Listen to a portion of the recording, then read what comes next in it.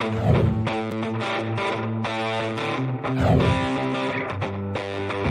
listening to the Cantina Cast,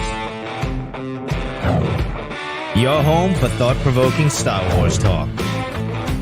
Join Albert and Jonesy in breaking down the latest news, trailers, movies, and of course, your favorite characters from a galaxy far, far away.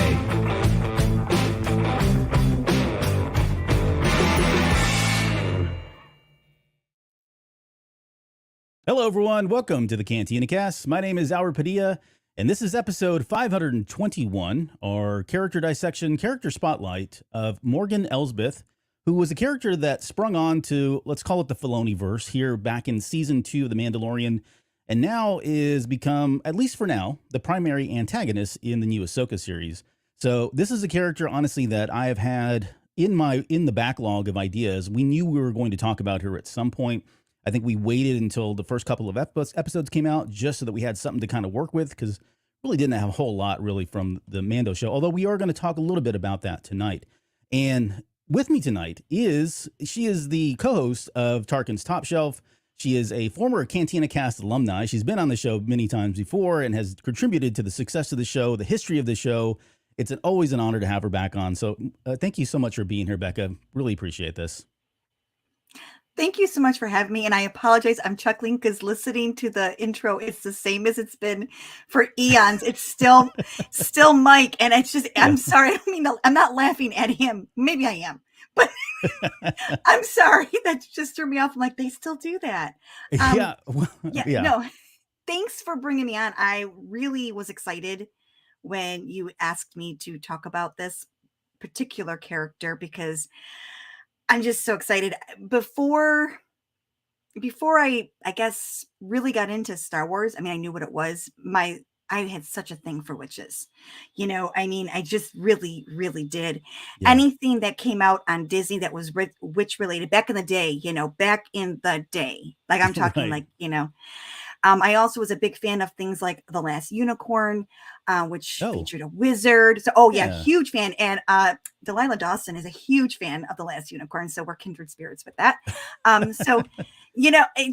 This is my wheelhouse before Star Wars. And my oldest child, which we were talking about right before we got on air, who's going to be 26 this month. Wow. 26. Yeah. Thanks.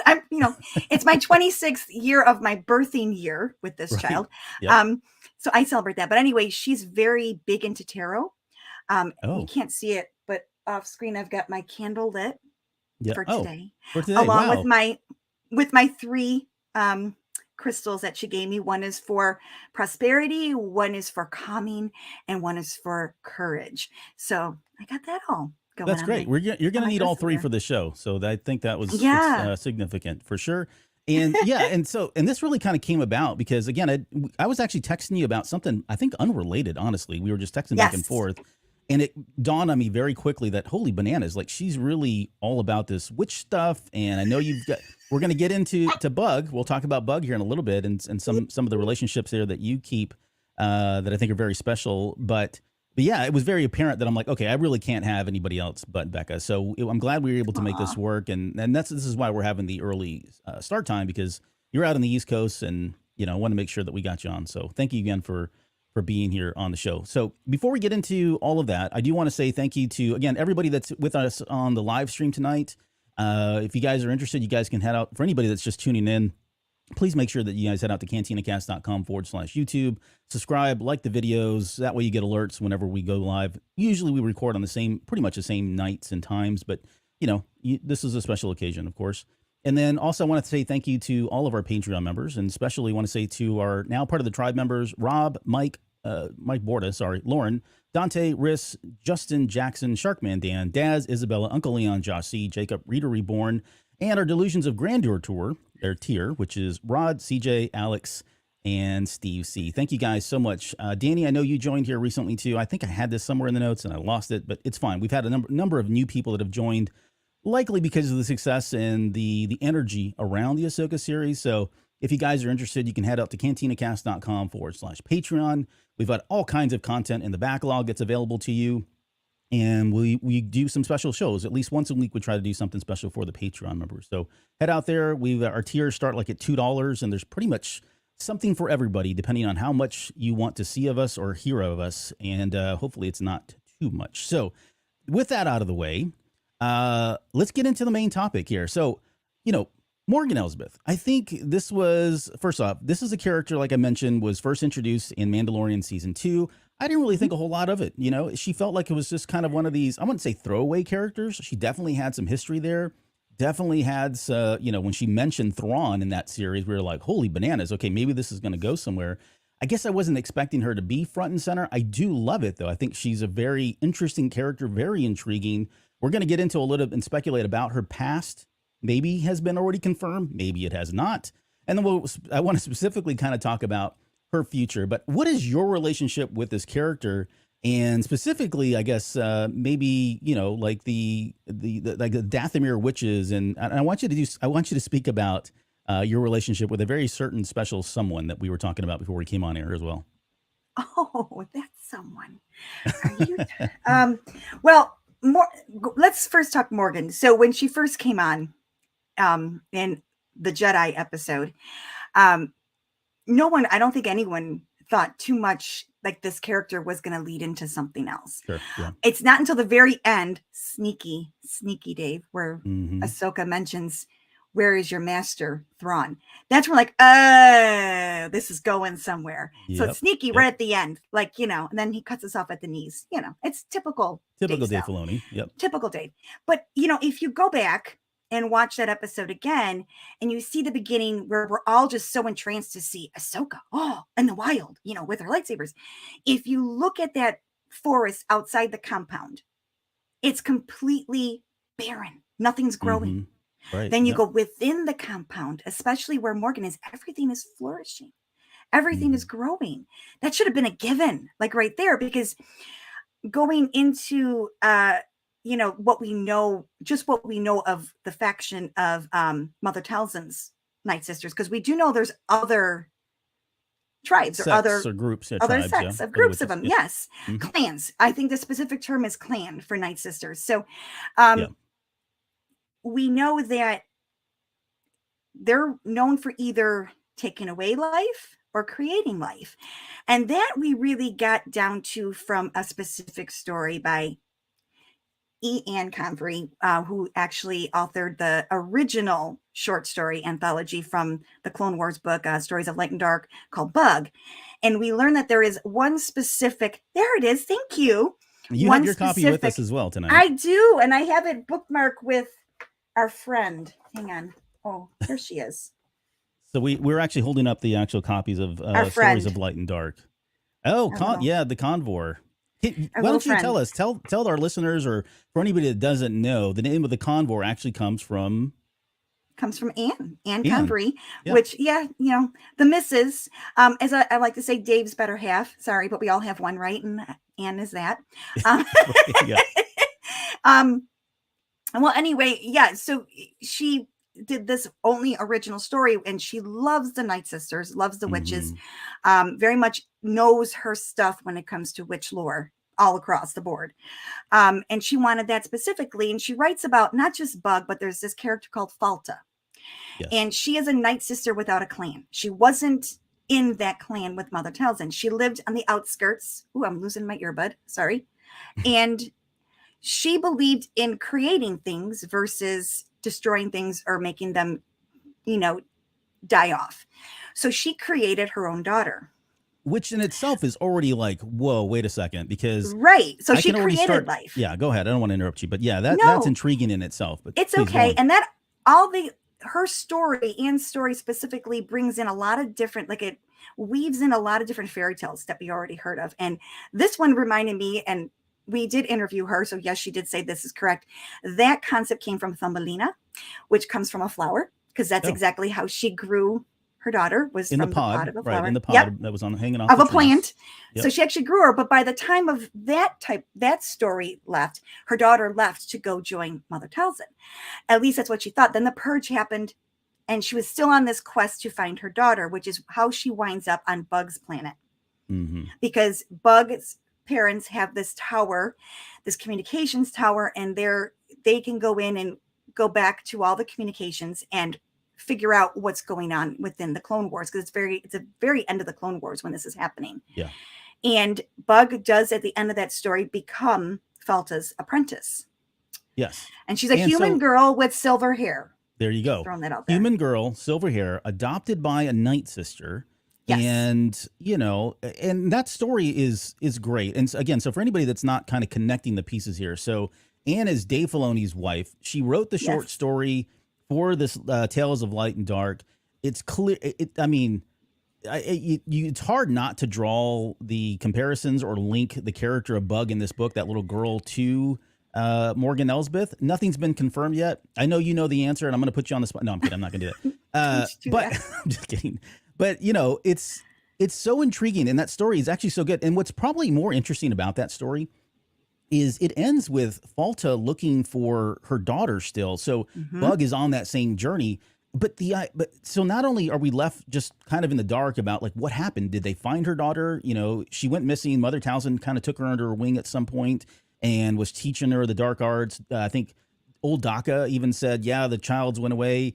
Bug intercepts a message that sounds cryptic, like they had put that child on a ship, sent her somewhere else. So there's a lot still to be kind of discussed and a lot to be told in that story.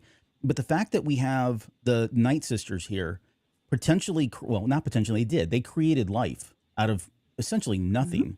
And we're going to get into kind of like, what is the motivation? What is Morgan Elsbeth really trying to do here? How does she serve the Empire? And, Palpatine's dead, right? He's looking for a way to get back. So maybe there's a connection there where she's trying to use what she knows to bring back, Palpatine from the dead. I don't know. Well, I know you're looking at me like, that's probably not it, but I have thought that one through, and I do have a tinfoil hat that goes with it as well. So do I. As we're talking, do you want me to go ahead and answer that? Let's when or we do you want to wait? Let's wait till we get to the section about her motive and poke holes in some of this stuff here. Okay, so we've just kind of talked about that. I mean, this is a character, again, I think in season 2 of The Mandalorian, there was was it Maria Sandoval, who was the makeup artist. She had posted something on Twitter that said that she was indeed a Nightsister, and then it got removed from Twitter immediately. And then here we are 2 years later, officially confirmed that she is a Nightsister. She claimed her homeworld as Corvus, although, based on the Bug, if you want to go with the Bug theory, that's probably not true. Interesting that she is saying that, her home planet is Corvus. We find her as the magistrate of Calodan. And she's out there like publicly maiming people, torturing them, making an example of them. And the only question I have, and I'm not poking holes in anything, because I'm sure with Dave Filoni, he pretty much has a reason for everything. But I have thought a lot about if I was, someone who was subservient to Thrawn, subservient to Palpatine, wanted the Empire to come back. I don't know that becoming a magistrate and publicly maiming people and putting them on display is like hiding in the shadows. You know what I mean? See, like, it feels like that would draw a lot of attention. But any ideas or theories as to why she would kind of live the life that she was leading prior to Ahsoka finding her in The Mandalorian? That's a good one, because we don't really know much about what she was really doing there. But I'm wondering if there was something. Let's be honest. She had at the time a Beskar spear. Okay. Right. Yep. Fair. So, and that was very rare minerals and everything else. So who's to say those people that she was torturing in that compound weren't making something that she needed for this, Eye of Sion? We don't know. It's very well, sometimes you torture people so the work process goes a little faster, right? Yeah. Right. So, and it's really hard to say that, because I go back to that moment when Ahsoka says, "Where is your master? Where is Thrawn?" And Morgan's face doesn't like that choice of word. And this all goes back to the history of Nightsisters. What once was the Empire used to be the Republic. Palpatine ran both. Yep. He's the same guy that ordered the purge on the Nightsisters. There's no way to me she really feels Thrawn as her master. Well, let's pick apart that too, because I'm with you. Like this has been burning in the back of my mind, honestly, ever since we were introduced, and I can see where maybe there's allegiance to Thrawn, But it's hard for me to believe that her true intentions are some allegiance to Palpatine, because if she ever found out that Palpatine was ultimately behind I don't know if you'd call it genocide, but certainly the wiping out of her people. I mean, Count Dooku obliterated that planet along with Grievous, and Palpatine was certainly pulling the strings. He's always had a bad taste. I mean, he had some bad blood there with Mother Talzin. So, he's got a history, but I think if that ever came out, she would be really, I think this would be more of a revenge kind of a story. And so that really questions what her motives are. Is she using Thrawn, right, to kind of get closer to Palpatine? Does she have some true allegiance to Thrawn where she feels like, okay, I can distinguish or separate the two?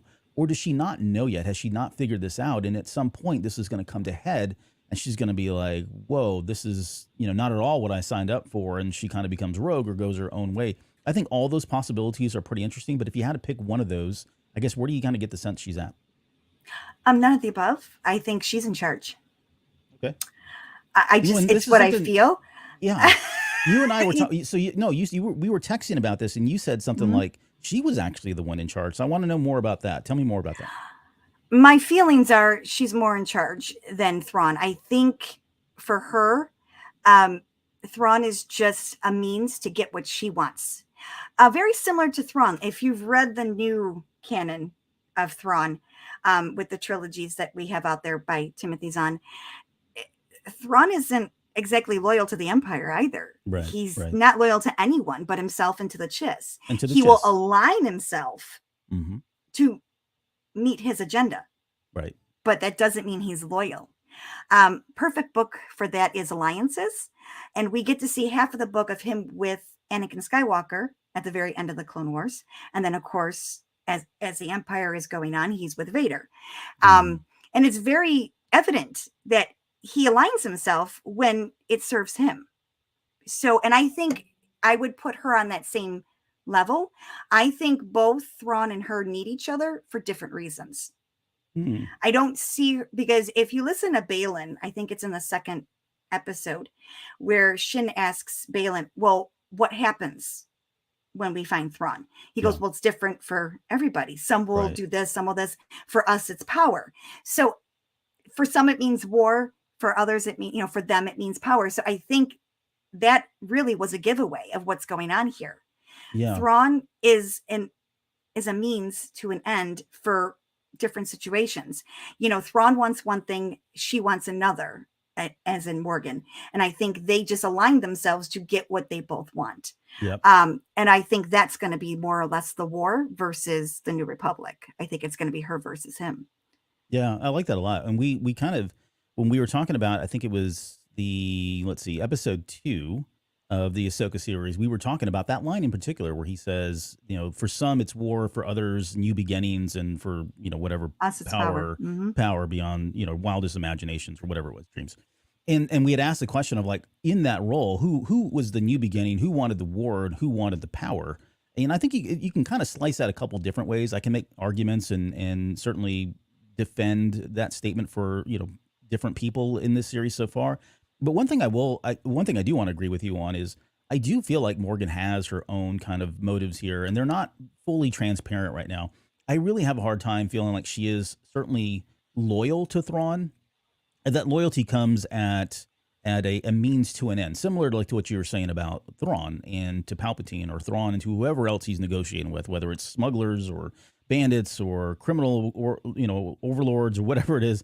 He'll make those relationships, but it's only, again, because he needs that for that. He doesn't have any loyalty to anyone, like you said, but himself or the Chiss. I would extend that even further. Like, I love this idea that all of these characters, so not only just Morgan Elsbeth, but Baylan, even Shin, independently still, not together, but even independently, they all have their own individual motives. And so that you've got this kind of, I don't want to call it Ocean's 11. I was trying to think of a good, analogy where we've had a book or a movie where, you've got a group of people that have come together. They kind of got a certain goal, but the reason why they're trying to get to that goal are all very different. I would love to see something like that, because it certainly brings a lot of complexity. It gives us a lot of opportunities to tell a very non-linear story at that point. So I'm 100% with you. Like, I do feel like if she's not in complete control, she definitely has her own agenda, and that agenda doesn't probably align with Thrawn, Palpatine, Balin, Shin, or Merrick for that matter. So, right. with that. Right. And also keep in mind, they're going to be entering new territory, a new galaxy. What's happening over there? Right. You know, is there a civil war going on in that galaxy? Are they going to bring that over here? I mean, and I think that way because with those books of Thrawn's books, we get how the Chiss is always at this civil war with the, if I'm saying it right, if I'm wrong, Grisk, thank you. Yep. So that's been an ongoing thing. And no one else is involved in that. So that's what I'm saying. You go into this galaxy, what are you walking into? It's unknown territory, as far as we know. Right. So, I mean, this is all very interesting because what would you bring back? Because you look at that too, and it's something I've been really thinking about. Never thought about it before until now because of what we're getting.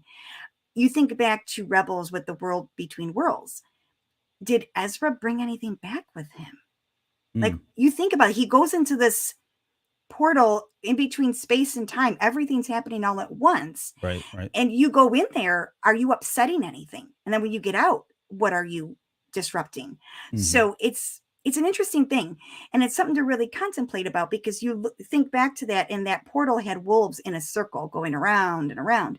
With this galaxy, the map, this ancient map that Morgan has, this galaxy is surrounded by a ring of Purgle. Yep. Very similar to the portal. So the portal of wolves. Yeah. Right.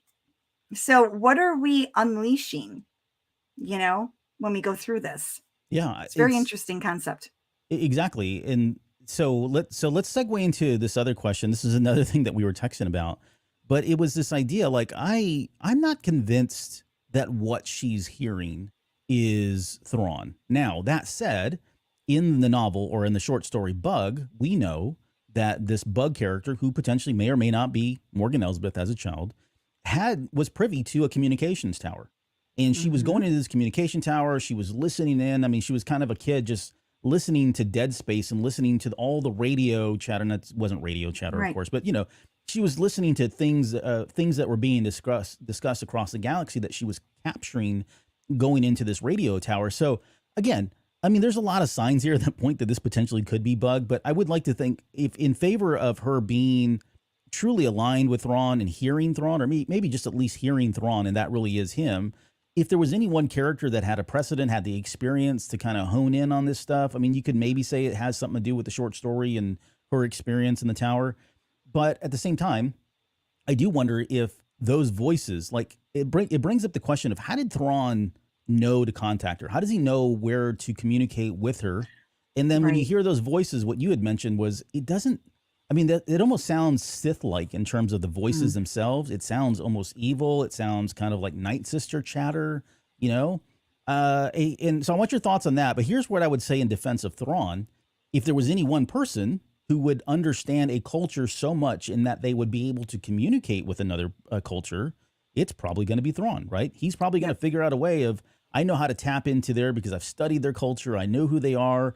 Yeah, maybe you can make a defense for Thrawn, I think, in that regard. But what are your thoughts on all that? Do you think she's really communicating, and what's being communicated there? You know, it's interesting because I'm feeling two ways. Either she believes it to be him and she's wrong, or she's saying to Balin and Shin that that's who she's talking to, but she knows she's not, but she's letting them believe. Oh, yeah, that she I can see that. Yep. Because, like I said, I really feel she's in charge here. And little by little, we're seeing her really come out with this authoritative, you know, being really direct and aggressive, and she's in control. And she wasn't pleased at all in episode 3 when she got all excited thinking that she destroyed the ship, and she didn't. It was just incapacitated. She was not happy with that. She was also upset that Shin let them get as far as they did. That being said, it tells me that she's more in control than she's leading on. Thrawn really could be just a red herring. I mean, and I've always said this, like, Thrawn is really, I mean, no one can outbest him when it comes to his strategy tactics. He is so good because, like you said, he studies the cultures. He knows, you know, inside and out. That said, don't feel he really wants to go to war, because he really wasn't all in when it comes to Palpatine, unless it's going to better the Chiss. That's the only way I can see him doing anything for the namesake of the Empire. Yeah. Now, aligning himself with Morgan sounds a little different because she has an ability. The Nightsisters have power and knowledge. Look how he was so interested, very intrigued with Darth Vader's ability to do what he calls skywalking. Yes. Because in his species, only young female Chiss can use their minds to navigate through hyperspace.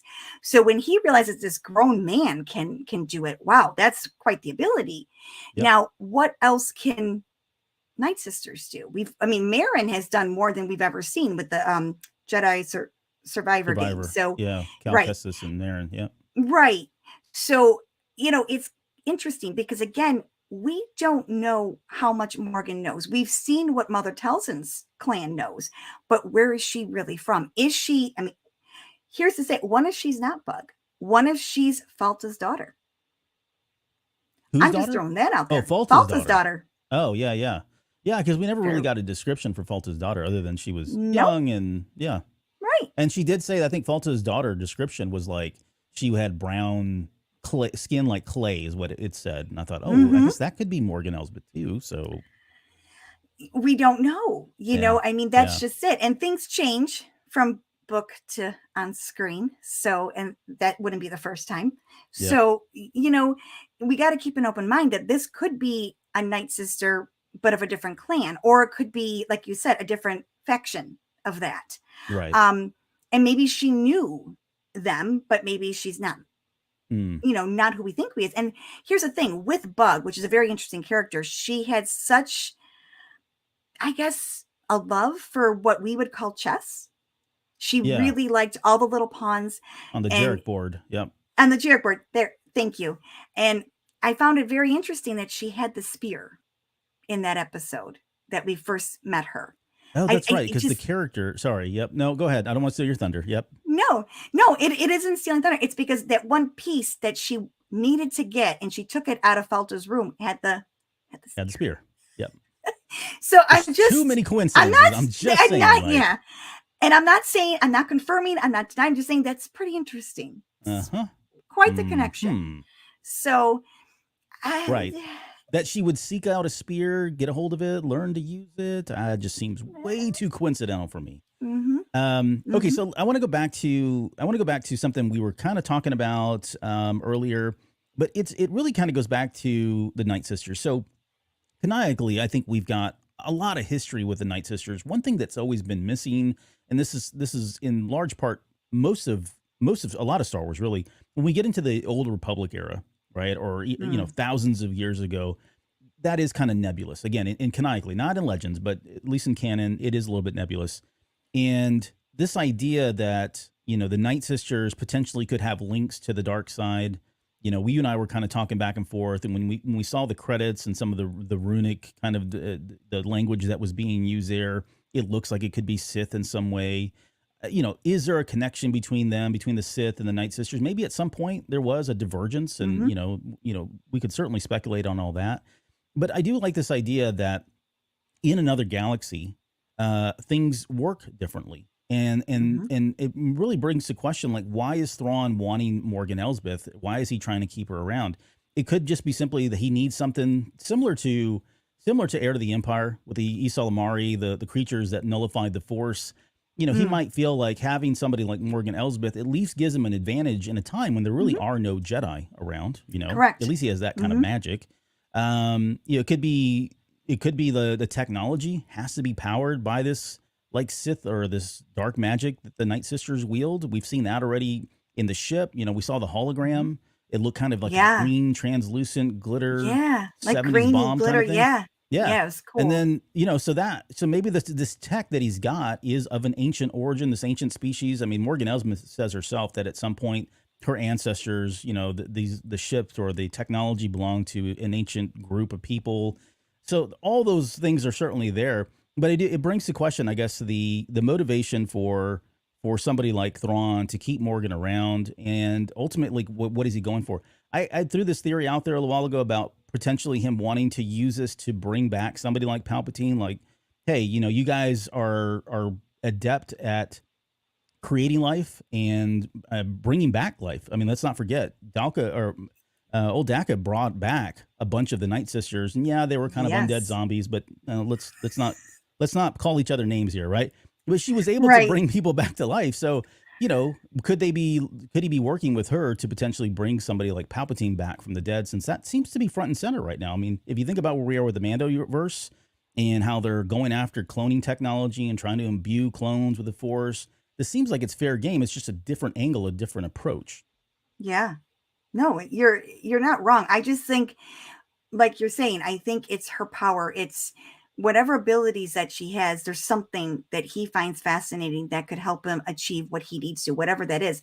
First of all, is he still with Ezra? Is he still being held somewhere in this galaxy? Why can't they return from this galaxy? Like you said, do things operate differently over there? Mm-hmm. Yep. Maybe Ezra's abilities aren't working over there for whatever. We don't know, but I also find it interesting, not to go off on a tangent, when we hear more, I guess, definition of the Purgle by Huang. He says that they're an ancient species that before there was pathways through hyperspace, people would follow the Purgle. Right. They would migration follow paths them. and Right. Yeah. Yes. So I immediately clicked, High Republic, with the Nile. I immediately thought about that. And then I thought, and I went back, the last episode of season 4 of Rebels. Okay. Hera's begging Ezra to get out of there. And he's like, no, Hera, I have to see this through. And then he stops and he goes, to the end. And I'm thinking, he didn't mean like end. He meant the end of a path, like to the end. I need to see this through to the very end. I think he already knew where he was going. Yeah, I would agree. Yeah. And I'm thinking, oh my gosh, this is one connecting story to just Rebels season 5, which I'm all good with. 100% I'm all good with. But so that's interesting too, because now we're seeing all these Purgle, right? Mm-hmm. And in that map that Morgan had, they're surrounding this galaxy. So how close are they? Because they're there. They're like, there's a ton of them. Yep. And I'm still questioning it because there's so much going on that we just don't know yet. But, Ahsoka's line in Rebels was, what was it? I'm paraphrasing here. Just when you think you know everything there is about the Force, you realize that you don't. Yep. And that's, yeah. She's talking about Dave Filoni, right? Because like he keeps introducing new aspects of the Force and how Jedi work and all that. And I think we're better for it. Like, I do love the idea. And he's been on record, I think more recently here, I guess it was earlier this year, in Empire Magazine, there was an article that was run, and he was talking about that idea that, he's wanting to expand upon the Force, but still stay true to George Lucas's vision, respect what had come before, but still take it in a new direction, right? Give us more flavors of it. And there's a lot of space and a lot of room for him to play with. So I think he's done a good job. I think World Between Worlds was probably the only one that really got on the fringe of being like, whoa, maybe we don't need this in Star Wars because it deals with time travel. But I think they did enough to kind of cauterize that and not allow that to kind of spread any further or, or find its way into other media. So they've been very, very, they've kept that under lock and key really well. So if it comes up in this series, I'd be happy to see more of it. As long as, again, we don't get into this whole time travel and Star Wars thing, which I don't think really anybody wants because it just complicates things and gets real messy really fast. So, all right. Do you have anything else to add before we move on to the next piece here? Well, when you said, going into the World Between Worlds, I think we're heading there. I would think so. I'd love to. I think we're going there, the weird and wackiness of Dave Filoni, and I'm all good with that because I don't feel it's time travel per se, that in the way that we know it. Yes, right. I believe the way he explained it was it's just an area between time and space. So everything is happening all at once, your past, present, and your future. So it's not like really you're traveling per se. You just are privy to everything going on all at once that has happened or will happen or is happening. And who knows? Maybe this really isn't so much a galaxy that they're going to. Maybe it is the portal. I mean, or a Oh, maybe galaxy that, that's an you know, interesting concept. Yeah, the I idea mean, that for us it appears as though they're going to another galaxy when in reality they're entering a, I don't know, some form of the world between worlds, and it yeah, takes them another there. gateway to it. Another Yeah. gateway. I mean, Hmm. yeah. All right. Well, that kind of throws a wrench in a lot of my theories, but yeah, I like the idea. Sorry. No, this is what we're here for. This is why we brought you on. The other thing was so just quickly on the Nightsister's connection to this ancient species, ancient race kind of thing. Mm, Is there anything that you can think of, like we in at least canonically, where they've set a precedence that there are? I mean, we've talked on the show. We've talked about like the Rakata again. I guess that's technically yeah. canon now since it was brought up in Andor, but that's a Yeah. Legends thing. Typically, we brought up a Hmm. ton of other races, but can you think outside of like the Grisk, Yuzong Vong, which I guess is still Legends at this point? It is Legends, yeah. But Yeah, Dave but Filoni loves Vong. He I loves know it. he does. Just throwing He's it a out huge there. fan of them, so Huge fan. maybe we I'm get some not, but he variants. is. Well, I know. But yeah, so like, if you had to tie this, is there anything you could tie this back to? Any ancient race or anything that you can think of in, I guess, the books where they mention another galaxy? Which I was really struggling to find anything like that I at all. haven't found anything, and I did look. My only thought is just relating to real world, because a lot of this stuff, the concepts come from the real world, right? Yeah, right. When it comes to witch lore, I mean, if you look at everything Morgan has surrounding her, Hmm. including her hair, I'm just going to go there. No. So when you look at her awesome her ship, I mean, it really, and this was Mark who said this part, it reminded him a bit of Snoke because of the oculuses. Okay. But she's got, everything is in groups of three. She's got the three droids, the three screens in the center, three screens on both sides. Everything is in groups of three. With the map, like Sabine said, the three faces, there's the three, there it is, the three circles. Every religion, for the most part, has a holy trinity. Yes. We learn in the Star Wars galaxy, there's the Mortis, right? The Father, the Son, and the Daughter. Well, with witches, there's Those the guys? Mother, yes, those guys. How did With I know we were going to witches- talk about them? Sorry, go ahead. Absolutely. With the witches, whether you're pagan, Wicca, whatever, I mean, it's always three. And it's typically the Mother, the Maiden, and the Crone. Okay.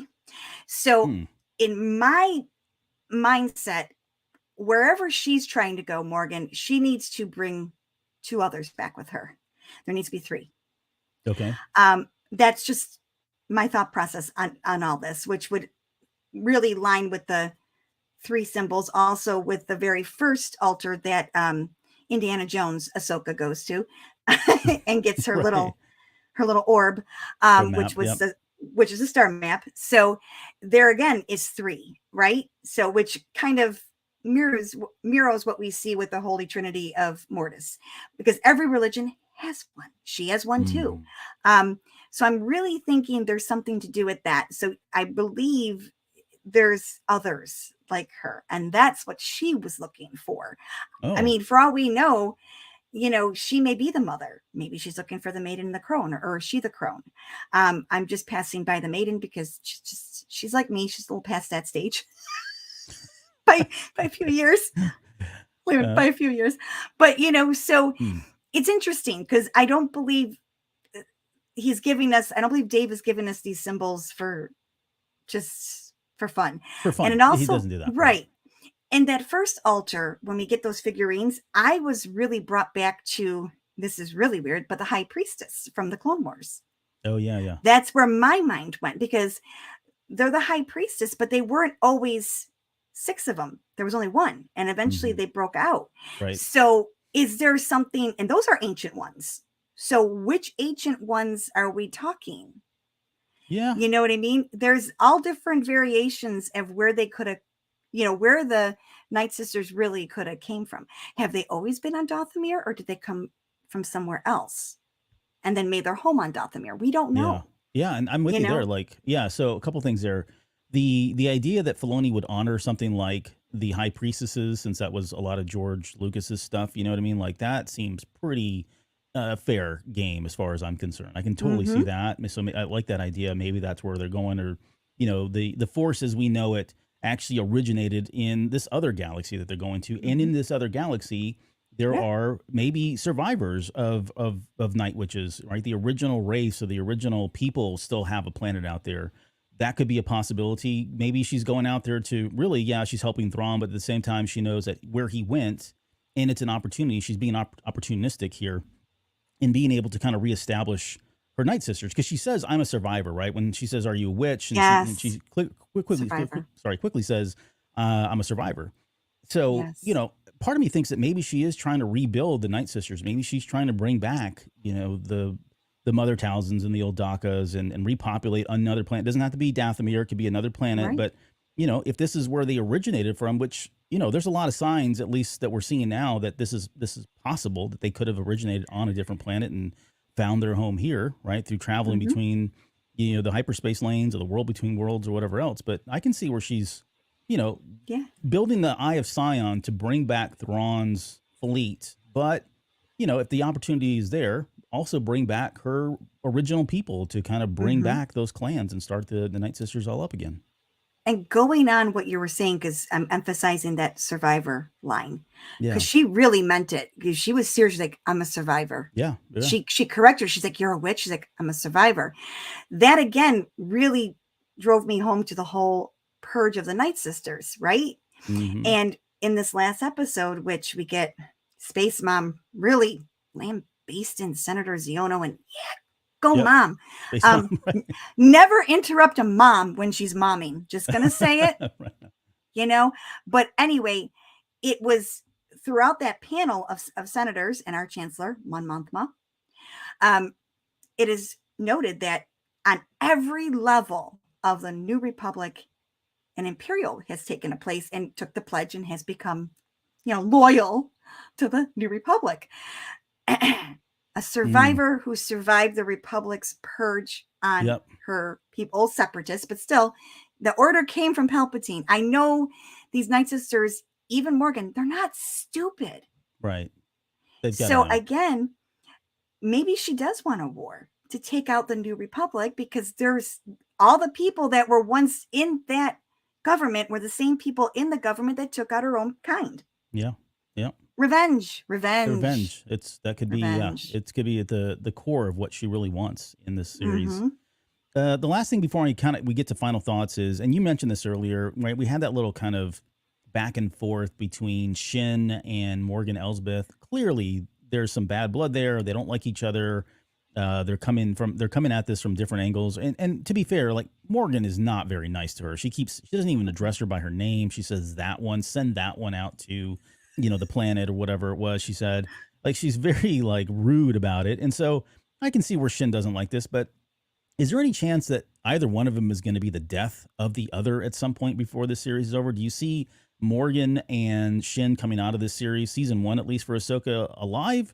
And if not, do you think either one of them would kill the other if given the opportunity? It's an interesting thing, because Shin is very closed off for me. It's so hard to read her because she's got feral eyes. She never blinks. Very much like a cat. She's actually like a female version of Darth Maul.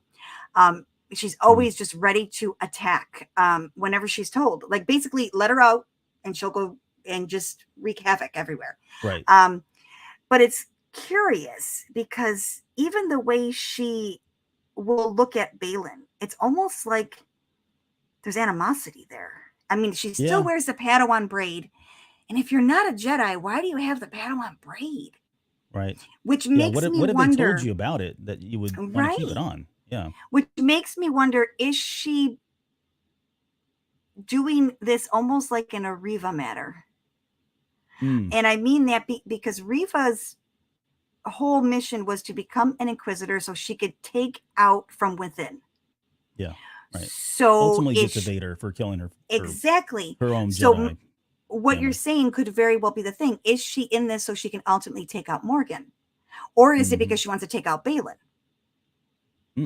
I mean, I just don't think she's happy at all, because I heard a question, what about us?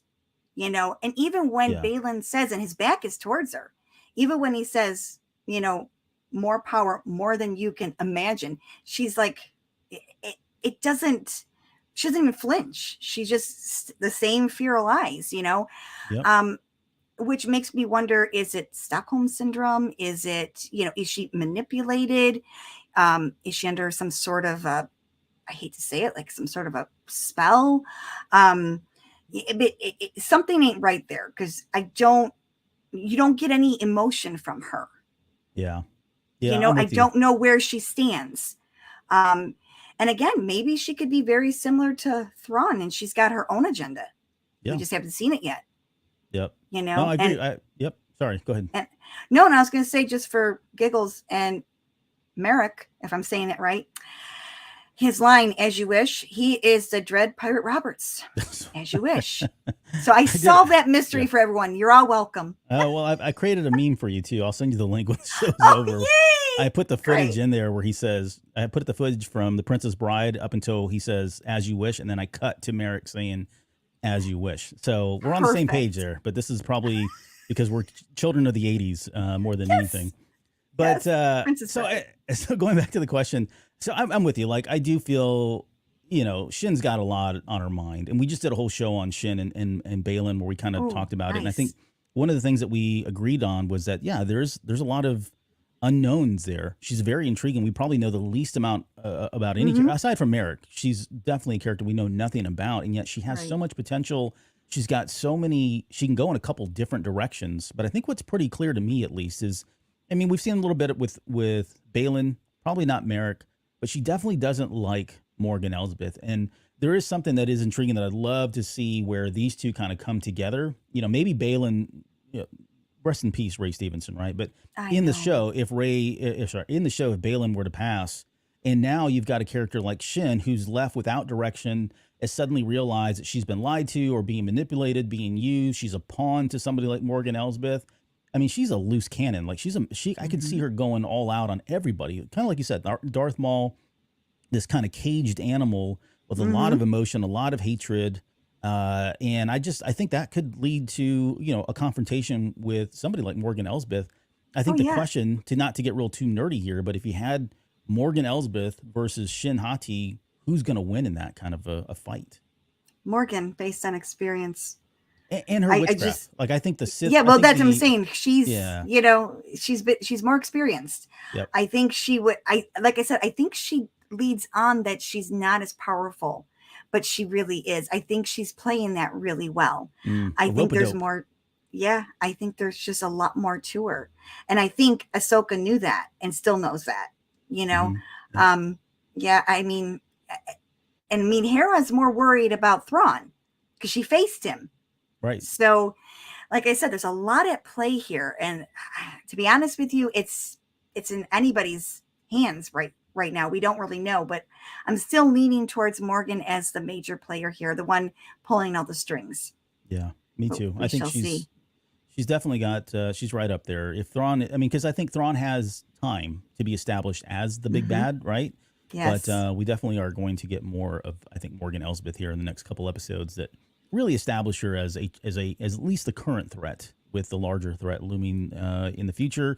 And then hopefully we get some direction on what, again, her true motives are, and confirmation one way or the other of, her background and who she is. I don't know. There's only we've got 5 episodes left. Technically 4. We'll be halfway by tomorrow, or at least by Tuesday afternoon. So not a lot of time there to kind of get into some of these stories. So some of this stuff may just have to get cut. Maybe they come with a comic book, or they do a backstory in a novel. I'd love to see something like that for Morgan Elsbeth, or for Shin and Balin. These characters, or even Merrick so far, right? I mean, these characters are very intriguing. It's certainly a credit to Dave Filoni. This is what he does best. He gives us these really great characters that are so deep. They've got so many levels, so many depths to them. And we definitely got some really great ones here with these guys as well. So if I had to answer the question, I'm with you. I think Morgan wins in a fight against Shin Hati. And I think that's kind of a tragic loss, given, where she would be at that point. But yeah, I do feel like we're going to see them continue to, I think the tensions are going to continue to bubble up between those two. And so I'm actually hoping, I do love the idea that at some point, the gloves come off and they have at each other, which would be, a new dynamic to this whole series and the relationship that's going on already. So, well, Becca, go ahead. No, I was going to say, and compliment to Dave. I mean, not only is he giving us these characters with depth that are new, like Morgan. But he's also connecting to so many things that's already been out there. I mean, you're connecting to Rebels, you're connecting to Clone Wars, you're connecting to Resistance, you're connecting to Andor, you're connecting to everything that's out there. And that's a pretty hefty task, and he's doing it. And, I think that's why I'm more, I'm a connecting person. I love when things all fit together. So it's like a Rubik's Cube, Right. 80s kid, so no, totally. Yeah. I'm enjoying this series. Definitely. Well, thanks for being here, and thanks for coming on to talk about Morgan Elsbeth. Thank you for bringing the witchy side of Star Wars and your own personal experiences there. Thanks for not telling us and confirming whether Bug is Morgan Elsbeth. I know. I want to keep teasing that. Where can people find you before we close tonight? Well, first, before I say anything, Anne's loving everyone talking about her story. So keep that up. She's just thrilled. She's so delighted. She thinks it's great. So, but yeah, you can find me obviously at Tarkin Top Shelf. Tarkin Top Shelf is all across the board of all social media. It's everywhere. Wherever you catch your pods, we should be there. If we're not, let me know. You can email us at ttspodfeedback@gmail.com. You can find me on all social media. For the most part, I'm hanging out now, still on X or 10 or whatever you want to call it, what used to be Twitter. I'm still kind of there for now. I'm on Blue Sky. I'm on Instagram a lot lately. I'm trying to build that up just because it's more positive. And again, across the board, at the same handle at @YouAreAngelB. So yeah, and thanks for joining us. This was fun, and thanks for having me. Of course, great. You're always welcome on the show, and your tag is there on your card there at your Angel B for anybody that wants to follow you there. So yes, no, thank you for being here. Thank you for coming on to the show and saying yes to do this. It was a lot of fun. Certainly, we'll have to get you back on here to talk more about this, or we've got the High Republic coming back, so I think there's going to be a lot to talk about with that series now. A lot of tissues, people. Have your Kleenex ready. Get your Kleenex ready. It's coming. Yeah, we're getting the hurt from Charles Soule and Kevin Scott and just about everybody else in that. So, but yeah, so again, thank you guys for being here. Before we go, I just want to say thank you to everybody that joined us in the live show. If you guys are interested, you can head out to cantinacast.com/YouTube and subscribe to the channel. That way you're aware, you sign up, subscribe, get the alerts. That way you guys know when we go live or if we schedule some of these shows. We actually have a bonus show that I'm working on right now. I was just talking to Lauren, actually. So that'll be coming up here in the next couple of weeks. So don't want to miss that. And definitely want to say thank you to everybody that was in the live chat tonight, especially Skywalker's Academy, Alexander, Sky, B, Jack, Chris Jones. Oh, Chris. Sorry. Yeah, Chris. Jonesy. Sky and my Star Wars guys. If I missed anyone, my sincerest apologies, as I don't do this very often. And before we get out of here, again, if you guys are interested in Patreon, head out to cantinacast.com/Patreon. Sign up for any one of the tiers. You can get all the exclusive content on there.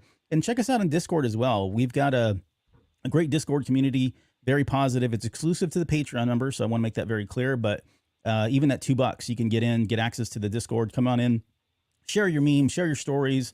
We have a kind of Ahsoka spoiler channel that we jump into, and we're thinking about expanding that out. We may be doing some live streams exclusive to Discord. I've got a brand new Lego set that I want to build, so I'm thinking about doing that for our Discord members. You guys can watch me. We can talk about Star Wars, do some Q&A, whatever. So lots of fun stuff here in the works. All right, Becca, I'm going to give you the last word. Anything else you want to say about Morgan Elsbeth, this show, or anything else before we get out of here? No, I'm good. Just enjoy the ride. Yep. All right. We'll see you guys here in just a few days so we can talk about part 4 of the Ahsoka series.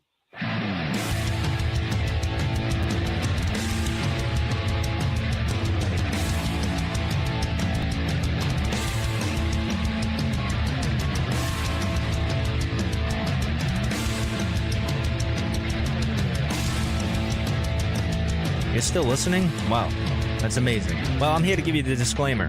Normally we do a big, long, drawn-out disclaimer thing saying what's what and who's what and all that other stuff, but I think you guys kind of know that Lucasfilm and Disney have no affiliation with us at all, and we have none with them. We talk about Star Wars, which is their property and all that other good, fun stuff, but I think you can tell which is our stuff and which is their stuff. If you can't, well, then send a lawyer to send an email to me, and I'll be glad to chat with them. Other than that, you know what's what, so that's your disclaimer.